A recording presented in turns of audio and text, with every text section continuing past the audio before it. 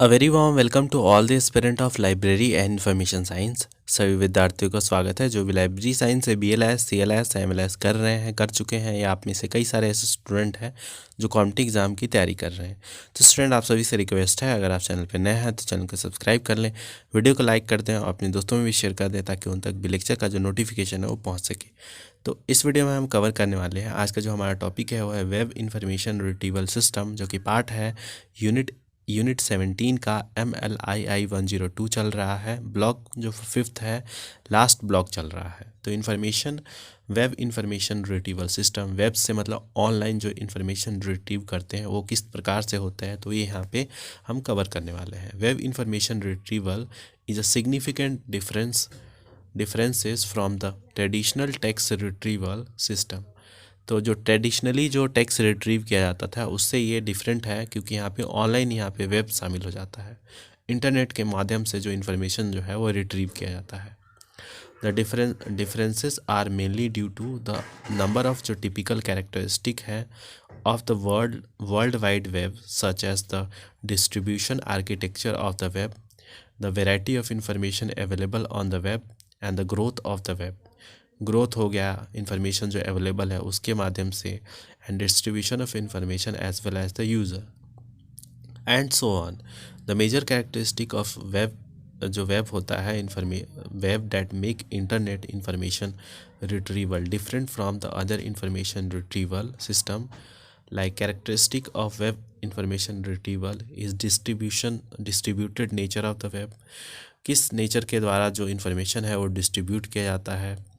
Like the web resource are distributed all over, वो all over distributed है throughout the world, मतलब पूरे पूरे विश्व में यहाँ पे ये फैला हुआ है, तो कहीं पे भी आप एक्सेस कर सकते हैं। फिर है size and the growth of the web. जो साइज़ और जो ग्रोथ है ये बहुत, मतलब यहाँ पे देखिए, the web has grown exponentially over the past decade. इसके कारण जो है ये जो इसका जो साइज़ है और ग्रोथ जो है वो बढ़ गया। और deep versus surface web, like information resource on the web can be access at two different level, दो मतलब डिफरेंट प्रकार से एक्सेस किया जा सकता है। While millions of web information resource can be accessed by anyone, a lot of information is accessed either through authorized access या फिर यहाँ पे जनरलाइज्ड जो है इसके माध्यम से। फिर है type and the format of document, किस प्रकार के किस फॉर्मेट में जो डॉक्यूमेंट है अवेलेबल है। फिर क्वालिटी ऑफ इंफॉर्मेशन, जो इन्फॉर्मेशन प्रोवाइड किए जा रहे हैं वो मतलब वर्थ वाइंग है, उस पर ट्रस्टेबल है या नहीं है।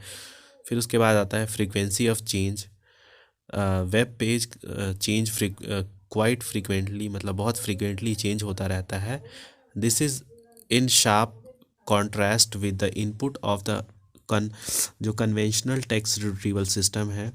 उसके बाद आता है ओनरशिप, इंफॉर्मेशन जो रिसोर्स है that are accessible through the web have different access requirement है इसके। While some information can be access and use for free, कुछ है जो कि फ्री यहाँ पे एक्सेस किया जा सकता है। फिर डिस्ट्रीब्यूटेड यूज़र की बात करें, most text retrieval system are design to meet the information need of a specific user community. हर जो यहाँ पे अवेलेबल जो टेक्स्ट है वो किसी यूज़र कम्युनिटी की जो नीड है उसको सेटिस्फाई करता है। हैंस टेक्स्ट जो रिट्रीवल सिस्टम होता है वो usually have an idea of nature हो गया, कैरेक्टरिस्टिक हो गया, इंफॉर्मेशन नीड, सर्च बिहेवियर हो गया। इसके माध्यम से जो है यूज़र कम्युनिटी का टारगेट को जो फुलफ़िल करती है। Multiple language, since the web is distributed all over the world, the language of the information resource are as well as the user very significantly, क्योंकि उनका जो, जैसे आप इंडिया से अगर एक्सेस करते हैं तो या तो आप हिंदी में एक्सेस करेंगे या फिर इंग्लिश में, और वही अगर किसी और मतलब जगह से, जैसे चाइना में कोई एक्सेस कर रहा है तो वो वहाँ पे जो चाइनीज़ लैंग्वेज है उसमें एक्सेस करेगा। जापान में कोई एक्सेस कर रहा है जापानी में एक्सेस करेगा।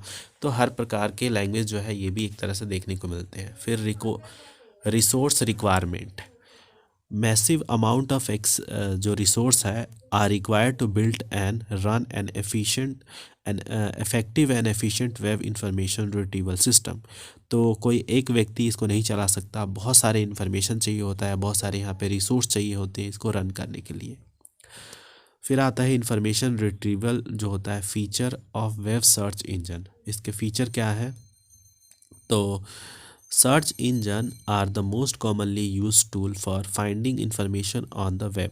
तो सर्च इंजन के माध्यम से ही जो आप इंफॉर्मेशन जो है वो सर्च कर रहे होते हैं। लाइक जो क्रोम है, गूगल क्रोम, वो सर्च इंजन है।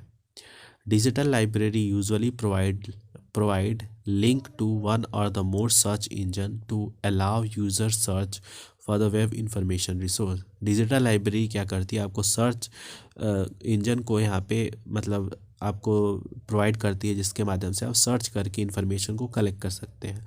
There are 3 main component of search engine. अब सर्च इंजन के 3 मेन कंपोनेंट होते हैं।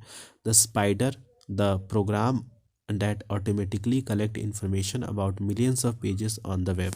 ये क्या करता है कि मिलियंस ऑफ पेजेस से इंफॉर्मेशन जो है वो कलेक्ट करता है। दूसरा है the index that store information collected by the spider। ये स्टोर करके रखता है इंडेक्सेस जो स्पाइडर के द्वारा कलेक्ट किया जाता है वेरियस वेब पेजेस में।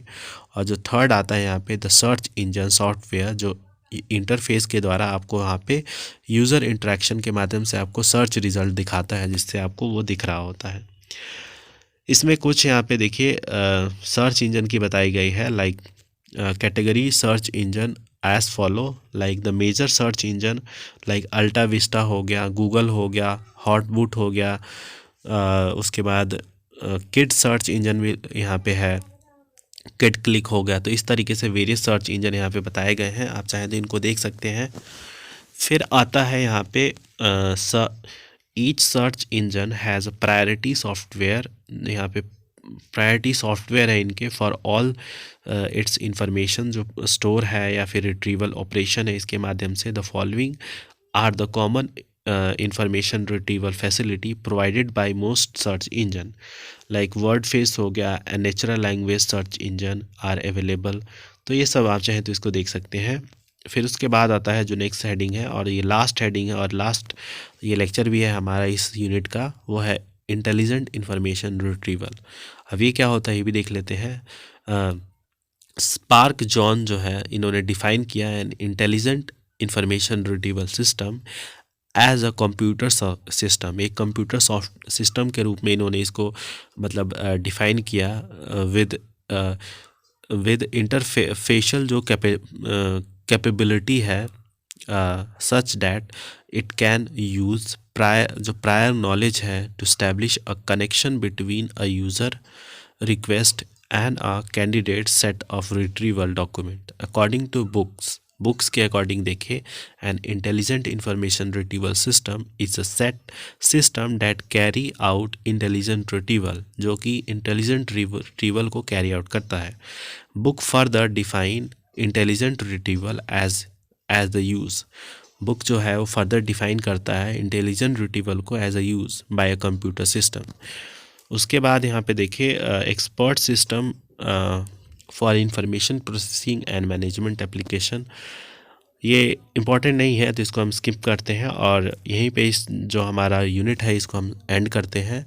और जो हमारा नेक्स्ट लेक्चर आएगा वो 18th यूनिट का आएगा, और 19th यूनिट मतलब 2 ही यूनिट बचा हुआ है इस पूरे सिस्टम में। तो मिलते हैं आप सभी से नेक्स्ट लेक्चर में किसी अलग टॉपिक के साथ। तब तक के लिए धन्यवाद।